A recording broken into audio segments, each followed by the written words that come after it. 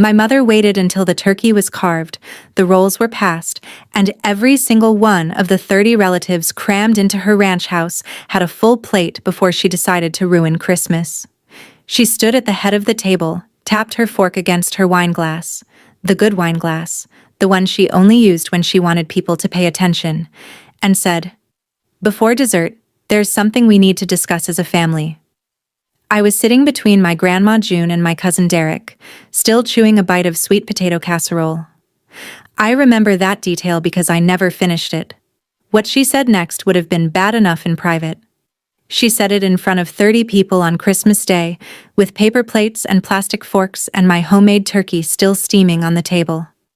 And what my father said after was worse. Welcome back to Calm Drama Stories. I'm Paige, and I'm 33.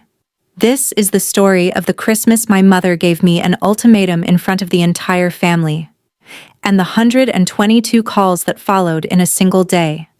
If you've ever been the one everyone expects to fix things, the one they call at 3 in the morning but forget to invite to brunch, stay with me. Drop a comment and subscribe. To make sense of that Christmas, I need to take you back to Sanford, North Carolina, small town, 30 minutes south of Raleigh.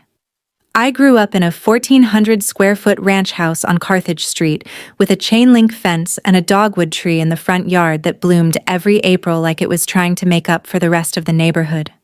My father, Gene Owens, drove a plumbing truck for the local union.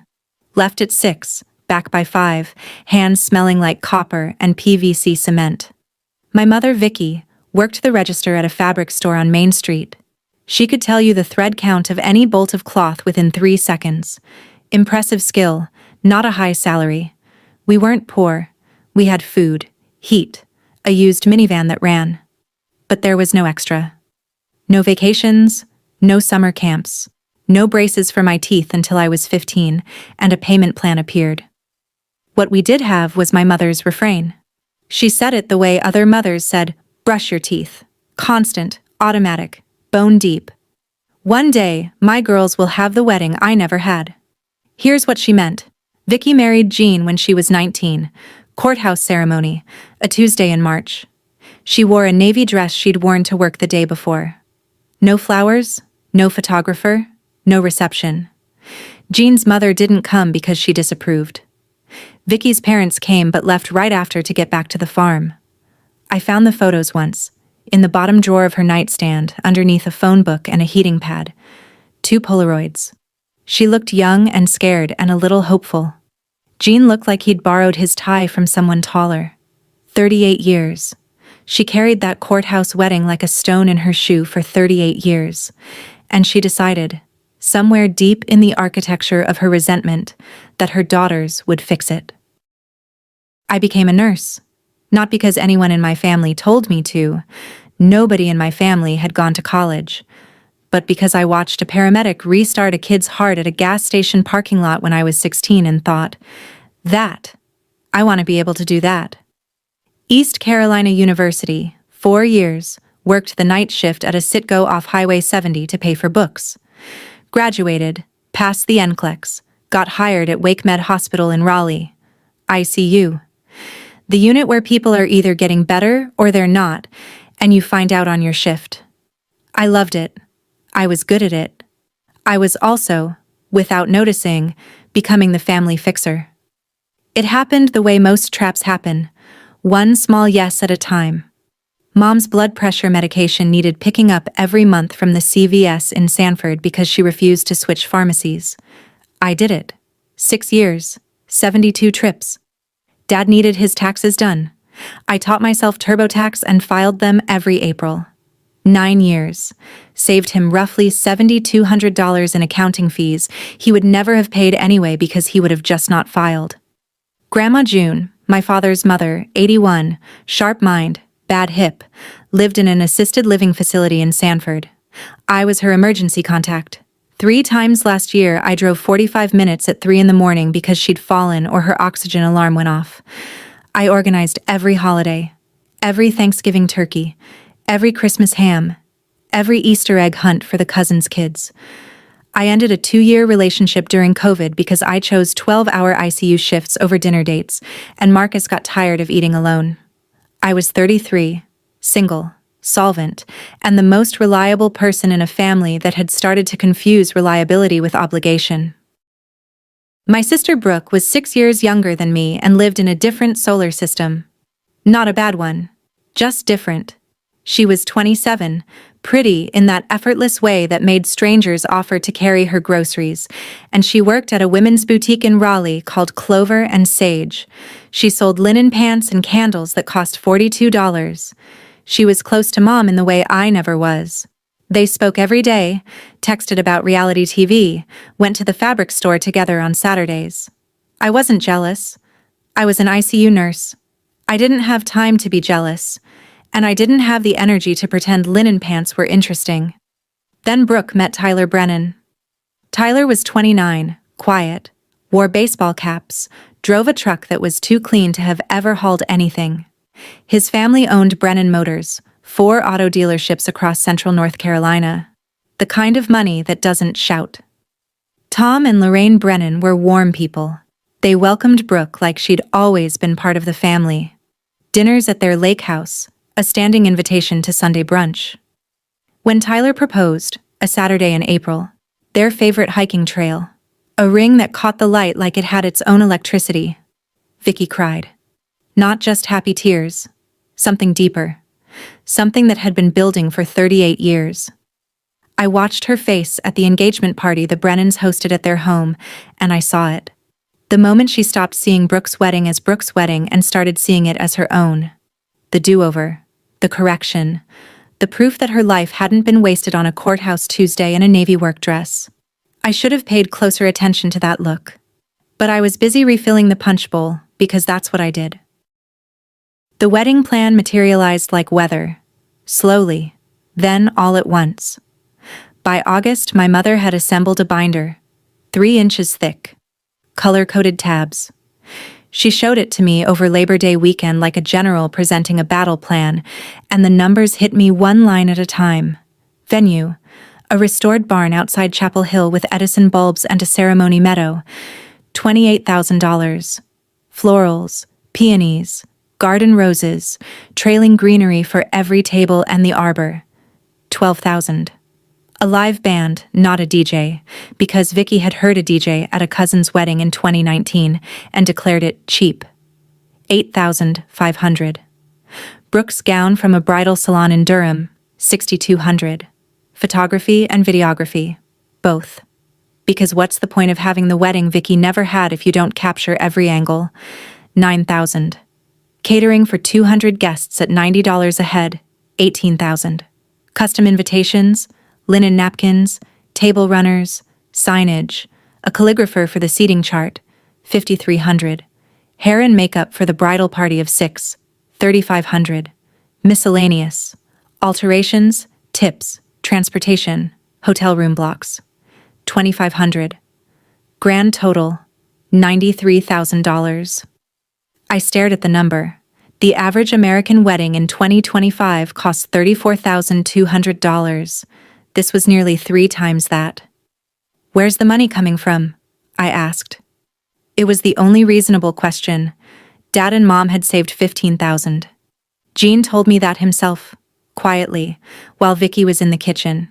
15 from 93 left a gap of $78,000. Nobody said who was supposed to fill it. Nobody said anything at all. Just smiles and binder tabs and the silent assumption that someone would handle it. Someone always did. September. Labor Day weekend. I drove down to Sanford for the cookout because that's what I did. Showed up, brought potato salad, helped Jean clean the grill. The house smelled like charcoal and bug spray and whatever floral plug-in Vicky had found on sale. Normal. Except it wasn't. The hints started small, the way termites start small. Over burgers. Paige, did you know ICU nurses in Charlotte make almost $90,000? During dessert, the whole family's going to pitch in. That's how families work. Everybody gives what they can. While I was washing dishes, because I was always washing dishes, Vicky leaned against the counter and said casually, like she was commenting on the weather. "You've always been so good with money, Paige. No debt, no mortgage. That's smart. That means you have flexibility." I didn't answer. I kept scrubbing the casserole dish and let the faucet run loud.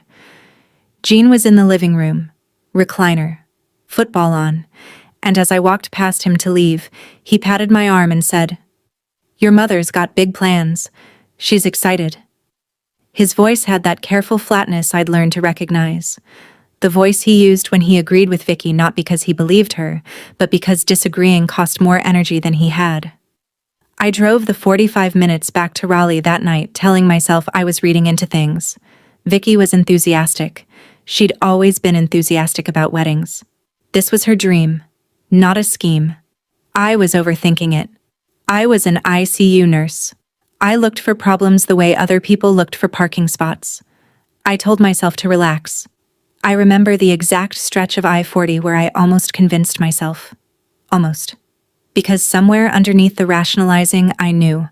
I just wasn't ready to know it yet. Thanksgiving. The Owens family tradition.